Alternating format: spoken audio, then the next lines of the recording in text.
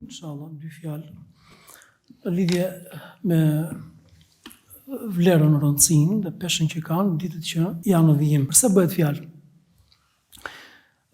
Dhe pse vlen të lexosh shumë, të dëgjosh shumë dhe të përkujtohesh shumë në lidhje me vlerën dhe peshën e këtyre ditëve. Pse pikërisht? Sepse ju e dini shumë mirë që bëhet fjalë për, pa duke filluar që nesër dhe pastaj deri ditën e Kurban Bayramit, bëhet fjalë për ditët më madhështore, më të rëndësishme, më me peshë dhe më të shpërblyera të vlerësuara nga Allahu i lartësuar. Ka dash Zoti i gjithësisë, ai i cili krijon, ai edhe përzgjedh. Dhe për sa i përket ditëve, Allahu i lartësuar ka dashur që ditët më të mira, më të rëndësishme, më e vlerë, ka të gjitha ditët e vitit të jenë pikërisht këto 10 ditë. Pra duke filluar që nesër deri ditën e Kurban Bayramit, që i thonë 10 ditë. Mirë, çfarë është kjo? Kjo është një ofertë hyjnore e Allahut të lartësuar. Ne e kemi thënë shpesh herë, në përditshmërinë tonë, në fjalët, në veprat, në adhurimet, në çdo punë të mirë, në privimin nga veprat e këqija, çfarë bëjmë? Tregtim me Zotin. Kullu nasi yaghdhu.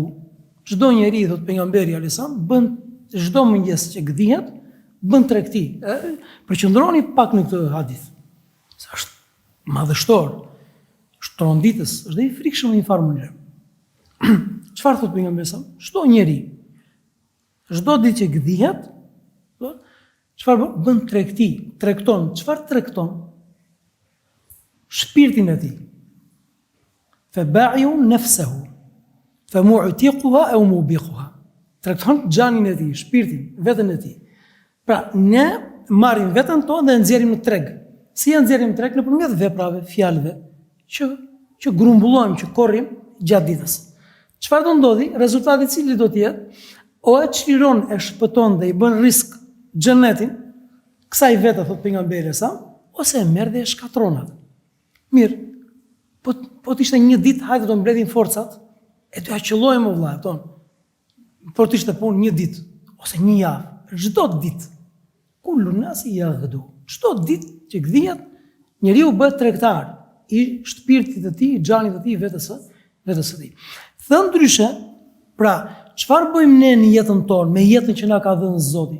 Allahu na ka dhënë jetën, na ka dhënë mundësinë që të jetojmë, të ekzistojmë, të përzgjedhim, të logjikojmë, të dallojmë.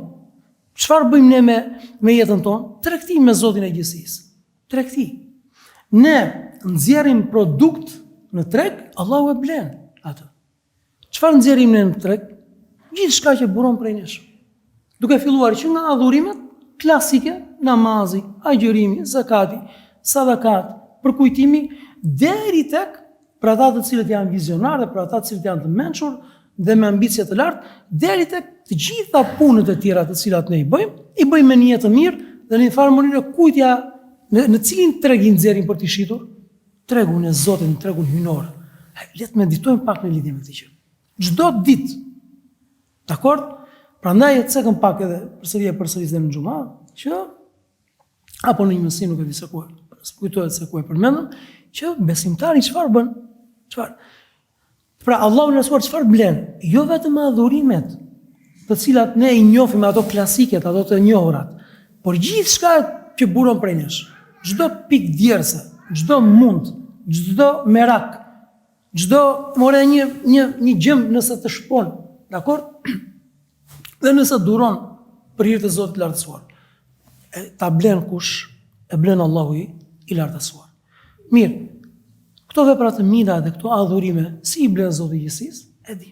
Nga 10 fish deri në 700 fish. Pra nga 10 të mira, një e mirë, men jaa bil hasanati falahu 10 amthaliha. Kush vjen me një të mirë, do të gjithë 10 tek Allahu.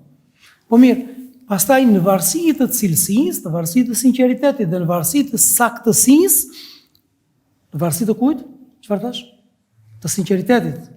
Në varësi të saktësisë dhe në varësi të vështirësisë që buron prej personit, se ka vepra të cilat kryen në vështirësi të madhe, dakor? Tjetër shtoj edhe një element tjetër dhe në varësi edhe të efektit dhe dobisë që lë vepra, kalon pastaj nga 10 fish deri në 700 fish deri në akoma më shumë. Dakor? Pastaj, kjo është ky standard, norm e përditshme në tregtinë hyjnore që kemi ne me Zotin e gjithësisë. Çdo ditë ndodh kjo gjë. Mirë, po në ditët e veçanta është i njëjti treg, mirë po ndryshon çmimi. Në këto 10 ditë janë të njëjtat vepra. Më thuaj, çfarë mund të shtosh ti edhe unë bashk në këto 10 ditë nga veprat që ne njohim dhe nga adhurimet që ne njohim?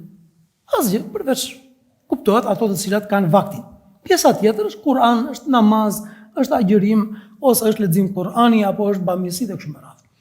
Do të janë të njëjtat vepra, të cilat përsëriten, mirë po arrit dhe u ashton akoma më shumë vlerën dhe rëndësinë dhe peshën sezoni, ditët, këto 10 ditë. Ka dash Allah, dielli lind njëjtë, perëndon njëjtë.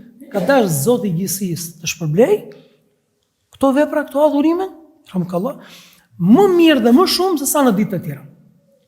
Tani po të rish dhe të meditosh, pse pikërisht? Ore, sa oferta kemi ne dhe sa sezone kemi ne për gjatë vitit?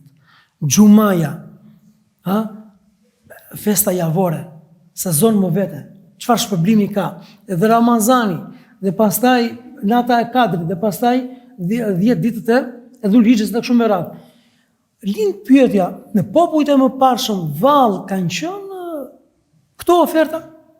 Kanë qenë kaq të shumta? Kush më thot mua, si mendoni ju? Kanë qenë?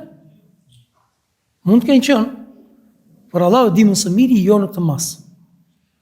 Lind pyetja, pse pikërisht ka përzgjedhur dhe ka veçuar Allahu i lartësuar këtë umetin e fundit të pejgamberit alayhis salam me kaq shumë shpërblime, me kaq shumë situash veçori. Pse pikërisht? Allahu e di më së miri, po mendoj për 2 arsye kryesore. Arsyeja e parë, cila është? Si? Me fjalë se arsyeja e parë se jemi ummeti i dërguar të Zotit lartësuar dhe siç ka dashur Allahu dhe ka përzgjedhur profetin, ashtu ka përzgjedhur bashkësinë. Dhe është më se normale ta shpërblej akoma më shumë, siç ka përzgjedhur Allahu profetin, ka përzgjedhur, ka veçuar, ka shpërbyer më shumë bashkësinë, ummetin që e pason, pa dëmtuar profetët e tjerë dhe bashkësitë ummetet e tjera. Kjo është e parë. Dhe nëpërmjet këtyre sezonave, këtyre ofertave, Allahu i lartësuar dëshiron që ne të na plotësoj boshllëqjet tona, shkujdesjet tona. Dakor? Imagjino sa boshllëqje dhe sa shkujdesje kemi ne gjatë ditës, gjatë vitit, dhe këto na i plotësoj. Sepse të shpërblimi është shumë i madh. Për shembull, ti ke bërë, s'ke dalë në det një ditë për shembull, e bëre pushim ose një javë, dhe atë peshkun që do zije brenda, do të kapje për shembull brenda një jave, të mundsohet brenda një dite për shembull. Imagjino pak, se çfarë mirësie e madhe. Për plotësuar boshllëqjet, mirë po ummeti i fundit, që është ummeti ynë, që jemi ne, ummeti Muhamedit sallallahu alaihi wasallam, është dhe ummeti që për sa i përket jetëgjatësisë është më i shkurtër. Dakor? Popujt e mëparshëm kanë jetuar më gjatë. Dhe ai i cili jeton më gjatë ka më shumë kohë në dispozicion për të bërë punë të mira. Dakor? Ata të cilët jetojnë më pak, si e ka plotësuar Allahu i lartësuar këtë gjë me këto oferta dhe me këto shpërblime të paimagjinueshme. Thënë ndryshe, kjo është një ofertë e Zotit, është një dhuratë prej Allahut të lartësuar që lutim Zotin e gjithësisë që të përqendrohemi fort dhe mos lëmë absolutisht as edhe një gjë mangët. Tani ju e dini shumë mirë që Allahu i lartësuar është betuar në këto 10 ditë. Betohet Allahu për madhështinë e tyre, për rëndësinë e tyre dhe për faktin se sa shumë shpërblen. Imagjino pak, betohet Allahu i lartësuar në këto 10 ditë. Pejgamberi sa çfarë ka thënë? S'ka ditë ku vepra e mirë të jetë më e shpërbyer, më e rëndësishme tek Zoti i gjithësisë se sa vepra që kryhet në këto 10 ditë, duke filluar që nga nesër. Dakor? S'ka.